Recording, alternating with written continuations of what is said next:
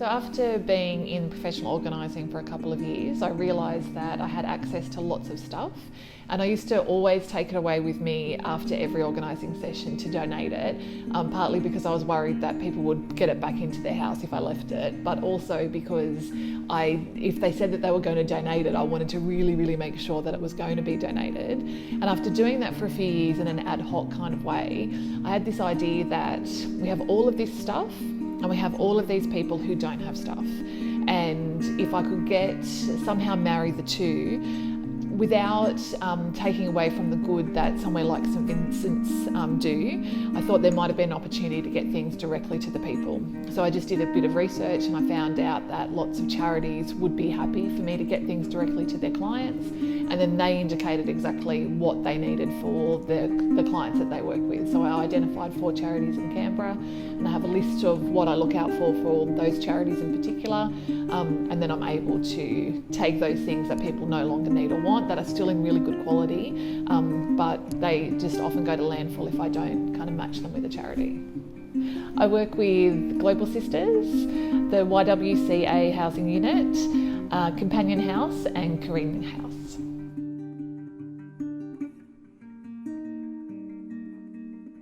For me, there's 2 sides of the motivation. There is all of this stuff that goes into landfill if we don't do something about it. So I kind of have this environmental aspect to it, and we're such in this world of fast fashion, and it's so cheap to buy new furniture and we just keep replacing things that we have stuff everywhere. So there's that aspect of keeping things out of landfill, but there's also I see so many people in the community that just don't have anything, and we've got this dual issue of stuff going to waste, people just replacing things all of the time, but then some people just not having access to that. So that was kind of my motivation of I see that I have these things that I could do something with, and just trying to find the model of making that work, so that there wasn't a burden on the charities. I wasn't really taking away from any other charities that were already set up, but being able to use these things that I was having access to in a sustainable way for a whole group of people.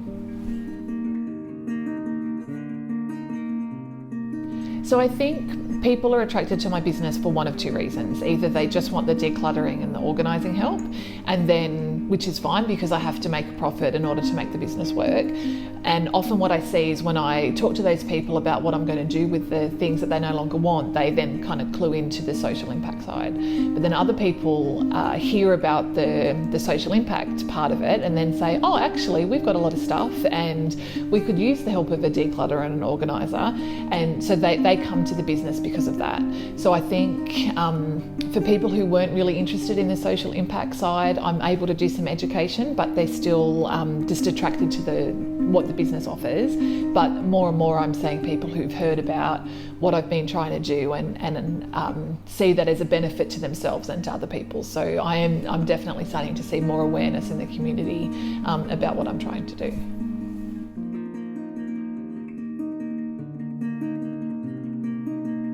I think the biggest thing that I'm struggling with is what to do with all the stuff on a day-to-day basis.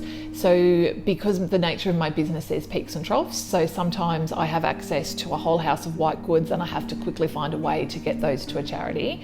And sometimes I can drive around with a whole heap of things in my Fiat and that's fine. So it's very much an all or nothing kind of process when I have access to different things. Trying to find a way to get that around and give those to the right charities, that's still an ongoing challenge. In terms of also finding in Canberra all the services about recycling different bits and pieces, I'm finding more and more of those things as I go hunting for them, and I think that's something that we need to be a bit more open about in our community about how you can get rid of some of these things. But that's still the ongoing challenge of how to get the right things to the right people at the right time, and what I do with them kind of in that interim while I'm waiting for someone to need that thing right at that moment. So that's a work in progress. I think some of the issues is around different charities that you're able to give something to actually have too much of that item. So I had, for example, a whole heap of quilts and doonas and things like that really weren't in a good enough condition to give to anyone else, but could have been used by the RSPCA or one of those charities. But when I got in touch with those guys, they're like, oh, we're full up, we can't take anymore. So again, it's what do you do with all of these things in the interim? They might need it down the track, but it's always that balance between being able to store something now in case someone needs it down the track. That is the challenge. One of the surprising aspects has been that people are willing to let go of things that they wouldn't necessarily have been ready to let go of when I tell them that I've got a home for them to go to. For example, a lot of baby stuff, people are like on the fence about whether to keep it or not, but when I say I work with Carina House, who supports mums and babies, a lot of people go, oh, for sure, you should just take this. So I think that's been a really good response from the community, because they can see that direct impact that they're having, and if they're not really sure about the purpose of keeping an item, and I can explain to them, well, this is the kind of person it's going to go to, and they're really in need of X, Y and Z, then a lot of people are much more willing to donate those things than they would have necessarily been beforehand. I think one of the unexpected things are the referral partnerships that I've made. So I work a lot with people who are helping people in aged care.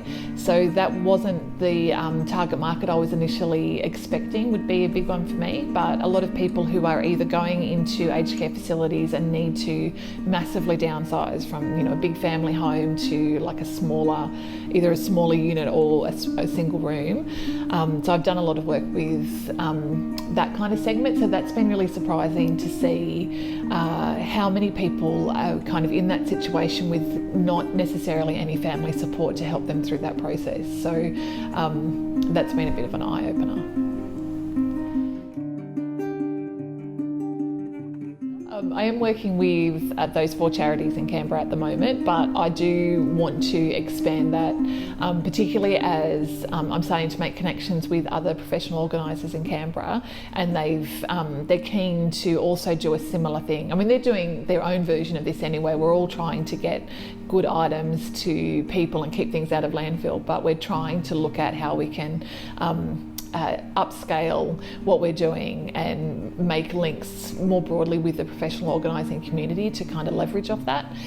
So that's a longer term project of how we can then, with even more stuff to deal with, what that's going to look like and how we can manage the logistics of that. I think not to get stuck on you're a for-profit business or you're a charity or a pure social enterprise. And I think it took me a long time to get my head around how I could make an impact while still making profit in my business. And the advice that I was given was, if you don't have a profitable business, you can't do good. And so for me, the more profit I make, so it means the more houses I'm in and the more access to people's things I have. So being able to separate, it's not an all or nothing approach. So the more profit I make, the more access I have to be able to do good. So that would be the advice, is don't think you can only be a charitable enterprise or all the way down that end of the spectrum, but there's lots of ways that you can make a difference in your community, even if you have a profitable business. I think that would be my advice.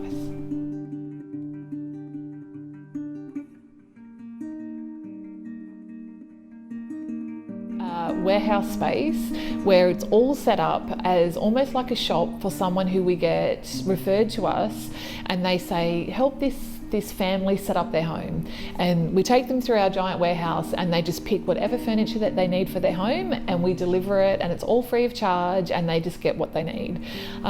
So that's my long term. At the moment I have all these little aspects of that going on, so I might be able to supply the family with different little bits and pieces, but the dream would be a mum with a young child who for whatever reason just can't set up their home, and we take them out and say, choose what you want, we'll deliver it this afternoon. So that's my long-term goal.